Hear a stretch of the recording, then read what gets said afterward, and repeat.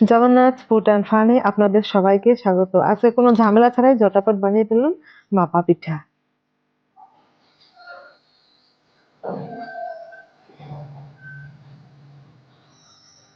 এর জন্য আমি 250 গ্রাম সুজি নিলাম। আর এক চামচের 1/4 ভাগ বেকিং সোডা, টেস্ট অনুযায়ী লবণ আর 100 গ্রাম পাউডার মিল্ক।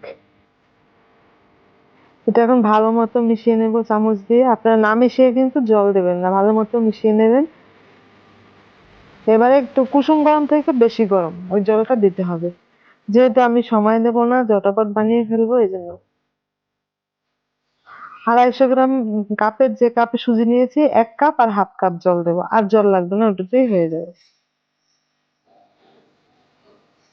একটু ঘন ঘন হয়ে গেছে, আর একটু ওই হাফ কাপ জলটা এখন দিয়ে দেবো।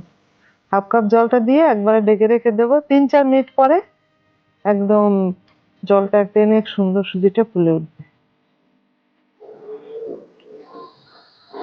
4-5 মিনিট পরে দেখুন একদম এত সুন্দর হয়ে গেছে।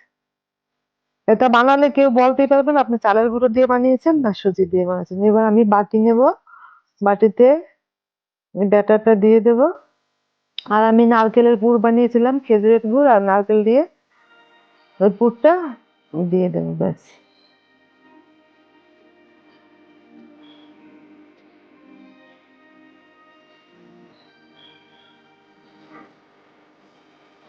এভাবে আমি একটু কাজু দিয়ে দিলাম, একটু সাজিয়ে দিলাম দেখতে ভালো লাগার জন্য। আপনারা চাইলে অন্য কিছু দিতে পারেন। এর আগে আমি স্টিমের জল বসিয়ে দিয়েছিলাম কড়াইয়ে। এবার আমি স্টিমের জন্য বসিয়ে দেবো। 4 থেকে 5 মিনিট লাগবে স্টিমের জন্য।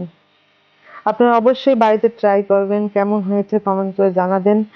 আর অবশ্যই একটা সাবস্ক্রাইব করবেন। 4 মিনিট মতো আপনারা স্টিম করবেন হাই হিটে। 4 মিনিট পরে দেখুন একদম ফুলে কি মানে কিরকম হয়ে আসছে, একদম ফুলে। আপনারা একটা টুথপেক দিয়ে দিয়ে ওটাকে টেস্ট করবেন। টুথপেকে যদি না লাগে তাহলে হয়ে গেছে।